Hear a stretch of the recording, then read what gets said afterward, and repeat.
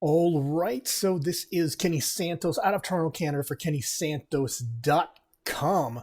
Do you want to know what to do if you lack prospecting confidence, or let's say sales confidence? You want to grow your business, right? Your network marketing business, your home-based business, and you realize that you need to get better at sales, but you're not good at sales.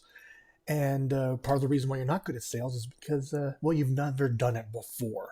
And so, what do you do if you're at that point? And I don't care if you're new to this profession or if you've been part of this profession for, you know, 6 months, 5 years, whatever the case may be. If you want to get better at the sales part, here are four things that I invite you to do to kind of keep in mind.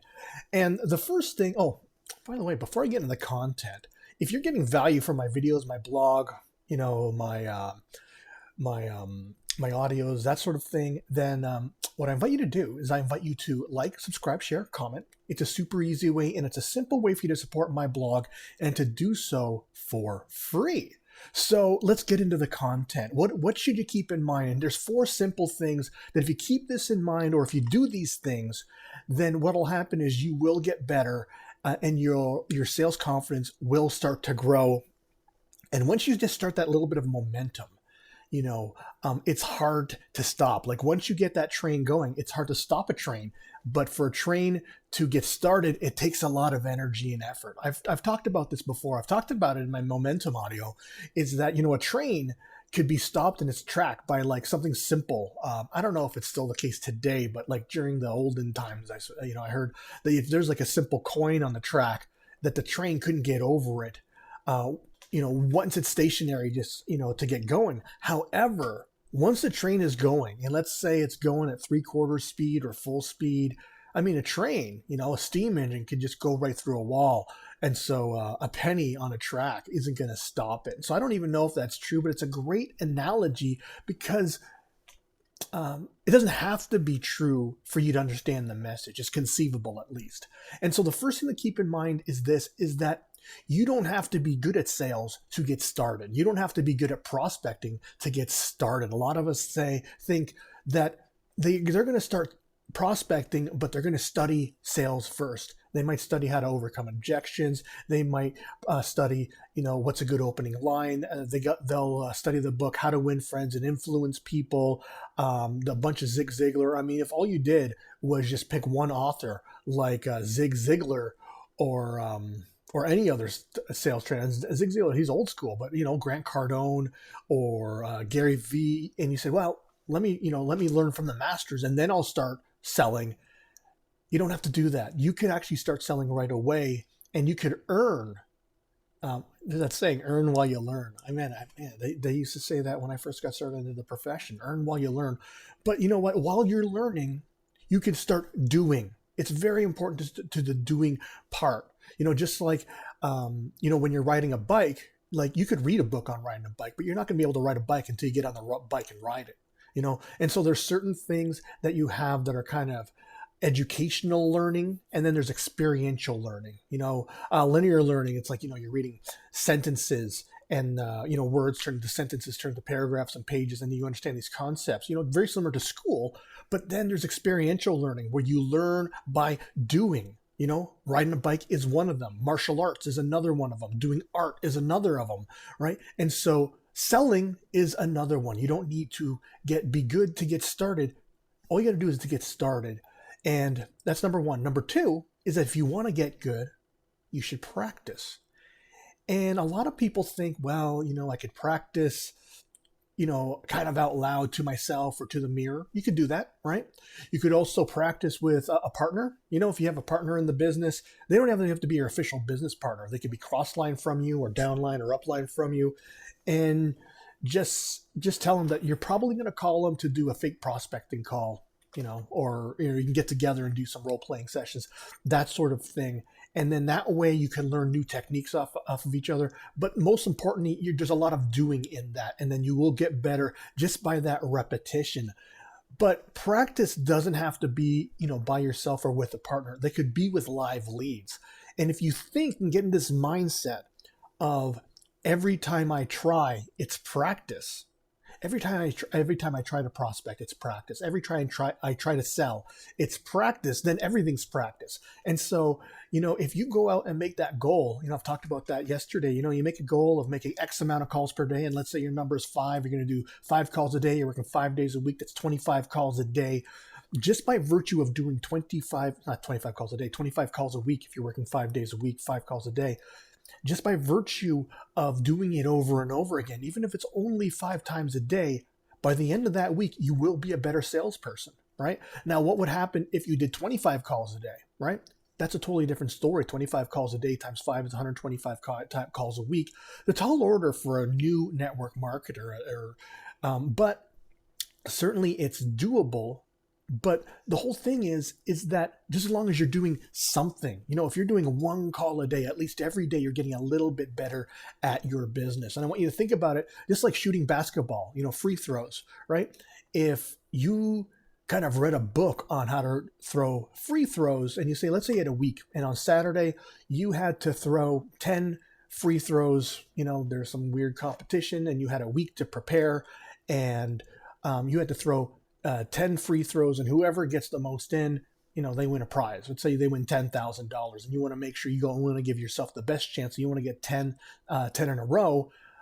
Would you just read a book about how to throw it, or would you stand yourself at the free throw line with a basketball and just start shooting on Monday?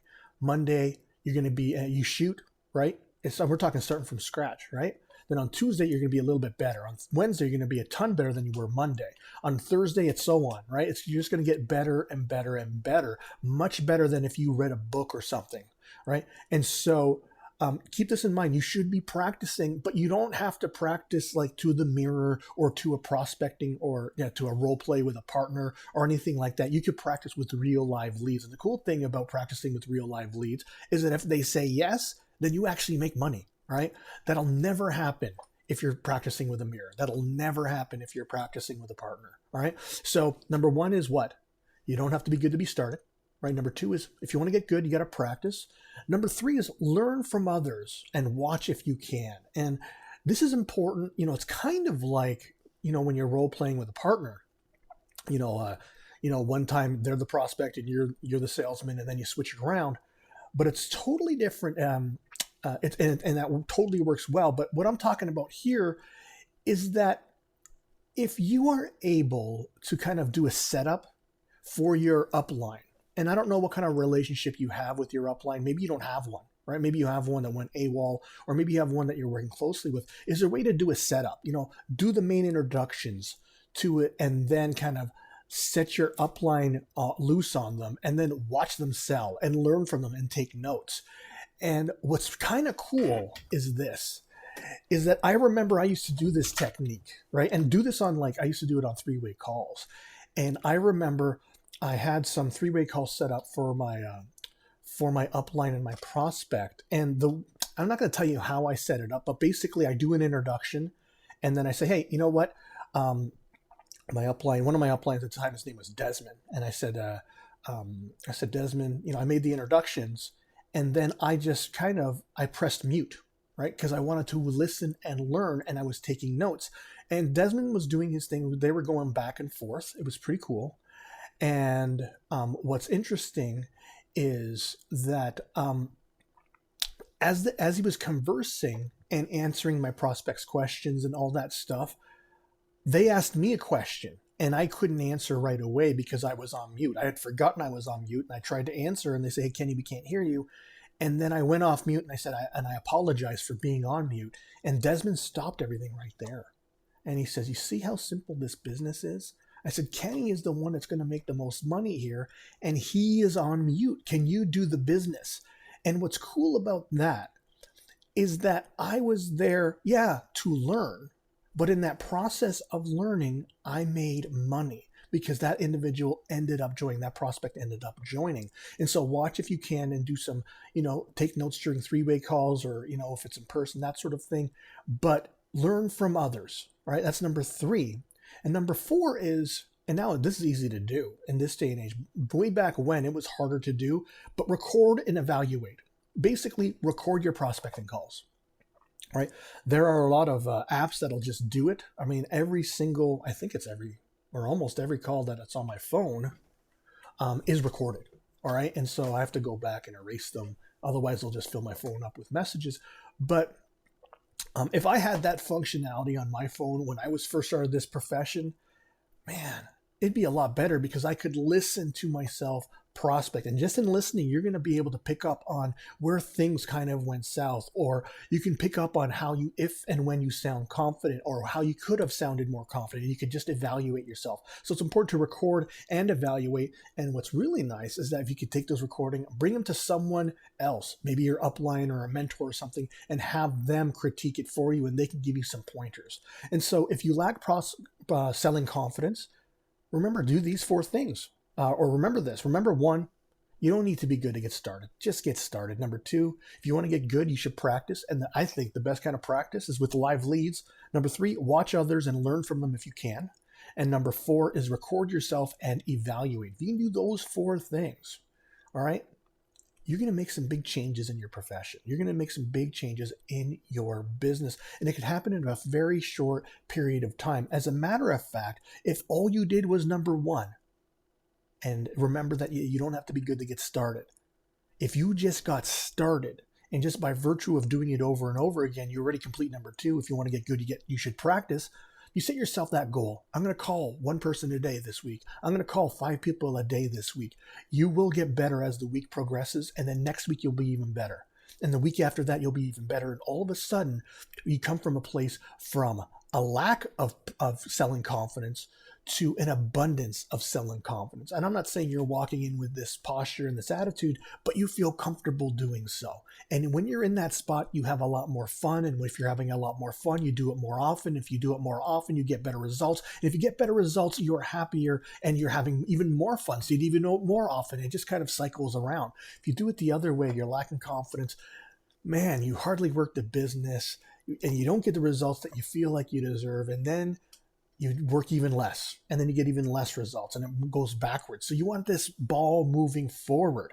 Again, you don't have to be good to get started. All you have to do is start, and you will get good just by nature of things. So I'm trusting you got some great value out of this. Again, if you're getting value, I invite you to like, subscribe, share, comment. If you want to see more videos like this, go over to my blog. It's kennysantos.com. You can even put your name and email in, and you'll get an awesome audio that'll help you grow your business. You can see that link to that over my shoulder if you're watching this on YouTube, or the video portion. But again, it's kennysantos.com. You can't miss the banner to get an awesome audio. And remember this, every day, multiple times a day, the universe sends us miracles.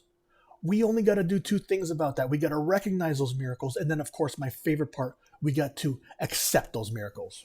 Expect and accept the miracles. All right, take care and create a great day.